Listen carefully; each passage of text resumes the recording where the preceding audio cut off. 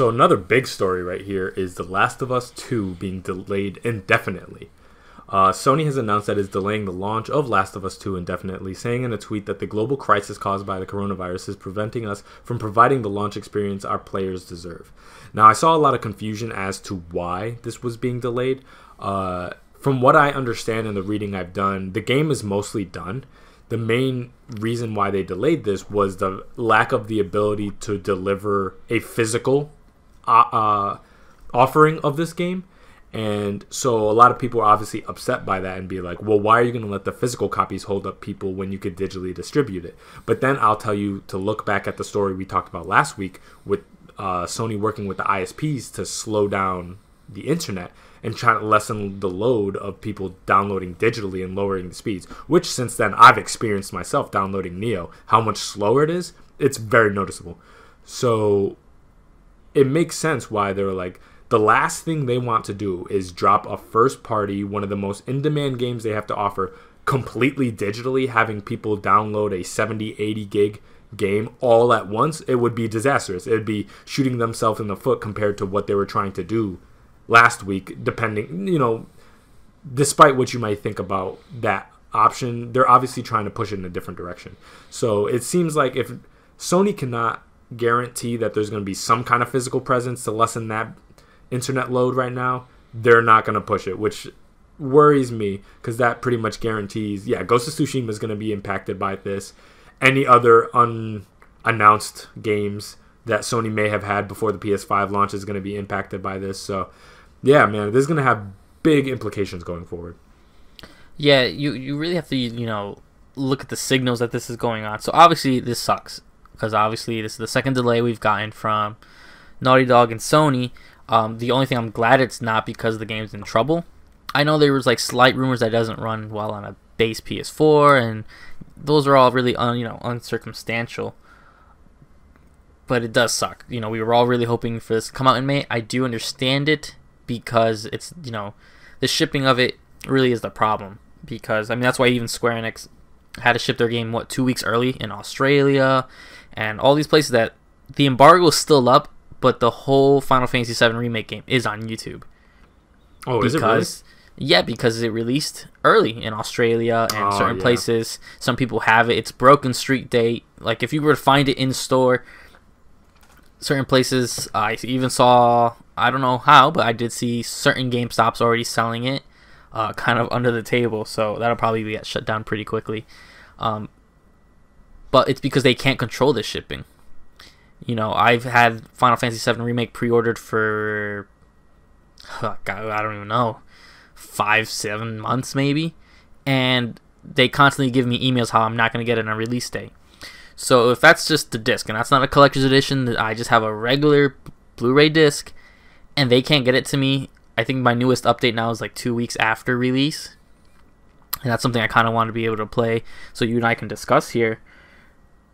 The Last of Us 2 being such a bigger game, being something that hasn't technically gone gold yet, just shows that they don't want this to release in parts, especially when it's such a story-based game, a game and an IP that people love and add so much passion to.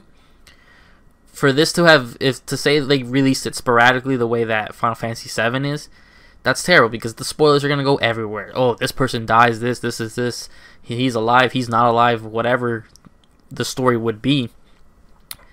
For that to be leaked and someone posting it in a random Twitter page would be horrible, and it'd be gut wrenching for me to go look at whatever PSN deals and someone posting blah blah blah dies, and I'd be like, come on, And really, this is just to control their game. And looking at the signals that they're going to give us, this is obviously going to probably be better for Ghost of Tsushima if Ghost doesn't get delayed. If Ghost of Tsushima does not get delayed, because I know they're kind of projecting that by that time things should get a little bit back to normal, I think it'll be okay. I think it'll be good for that game because nothing's around it. They don't have their two big titans kind of going head to head, and each game gets to breathe. I think this kind of plays in a little bit more to the PS5 being delayed, because if you're going to delay the PS5 this fall but release The Last of Us, well, now you soften the blow. Because, yeah, sure, Xbox has Halo Infinite, quote-unquote, still on track to come. But Halo Infinite is not anywhere close to what The Last of Us is going to do for the ecosystem and for gaming in general. Yeah, I mean, it makes me wonder what their strategy going forward is going to be in the way that, do you hold Ghost of Tsushima in place with its June release date and then kind of alley-oop and throw Last of Us maybe into August, for example, and just have it go Ghost then Last of Us? Or is the entire timeline shifting downwards? So does that mean that Ghost is going to launch later in the summer and then Last of Us maybe in the fall? I don't know what this looks like. I don't know if they're going to just... Or maybe are they going to push everything down and keep Last of Us first and Ghost... But I don't know what the strategy is going to be right now, because everything is just in a mess. Nobody knows what's launching. We don't know when this is going to recover. We're all assuming that, yeah, by the summer months, this is all going to be resolved and everything's going to slow down. Well, two things about that. One thing, we all assumed that it wasn't going to get this bad to begin with, and that the game industry wasn't going to be impacted. You remember those conversations? Where it's like, oh, no way that it affects next gen. I said that myself. And then look at us now. I mean, half the country's freaking out of work. And the entire world's like shut down right now. Not to mention, there's economic implications of that. Like we talked about next gen. It takes time for people to recover. So just because maybe the coronavirus crisis has slowed down, that doesn't necessarily mean that you could just immediately launch a game. If you want it to sell, you better give people a chance to recover financially. So it just makes me wonder, like, just because the crisis stops, there's probably going to be at least a month to 2 month buffer before things start comfortably being rolled out. And games that are way farther off, like an Avengers and maybe a Cyberpunk, may remain unaffected. Maybe. But everything that has gone before that point can be thrown, I mean, indefinitely back. I don't think that means that necessarily we see Ghost launch in 2021, because, again, there are financial realities that these corporations need to see something back. They need to see some capital generated with all the money that they burned creating these products. So I think these are still going to be 2020 launches, but I don't think you can necessarily sync up the launch with like this theoretical treatment or vaccine arrives. I don't think that's necessarily the case. I think you can add a month or two after that point, when everybody gets back to work, when people start building a little bit of savings, when people start paying off their bills again, when people are able to do that, then you could launch your game. But I think it's going to honestly be a while. And I think most of these games that we're looking at now that are getting delayed are probably going to be fall games at the very earliest. Yeah, again, I guess we are more of a wait and see. I think that's what also they're using Ghost of Tsushima as their wait and see chip, because they did announce I know your game of the year coming out, Iron Man VR. Oh please. Was also delayed. I forgot about that. Like, I think that was moved to like May 10th or May 15th, whatever it was. Yeah, they can keep that. In some reason, that's weird that they bundled The Last of Us with Iron Man VR. Yeah, that was strange, right? With the announcement, they're like, yeah, both of these things. And it's like, one of these are not like the other, but okay. Yeah, because when I originally saw the headline, it was like Sony delays two titles. I was like, oh man, Ghost and Last of Us. Then I opened Iron Man VR. I was like, that game looks bad anyway. Oh yeah.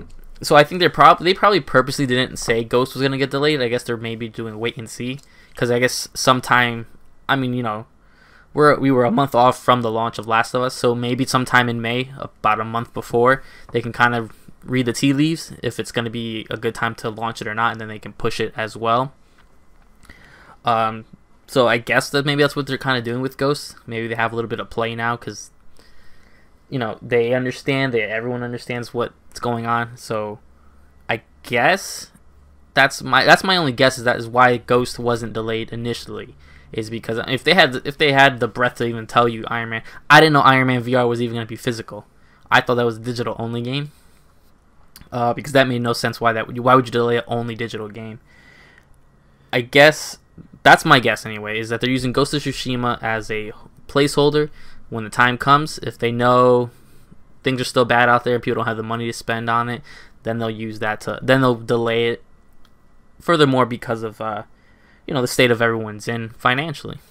Yeah, and I mean, the confusion I have is, if they don't have enough physical discs for Last of Us, a game that was going to launch in May, they sure as hell don't have enough discs for Ghost that was going to launch in June. I mean, that's just, simple production pipeline logic.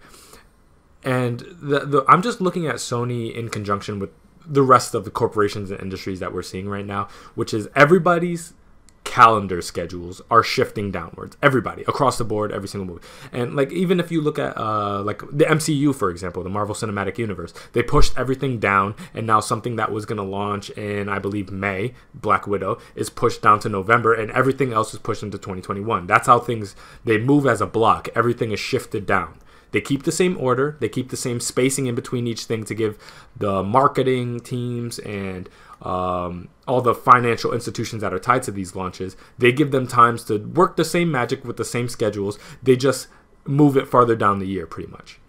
And I don't think Sony's necessarily that big of an exception.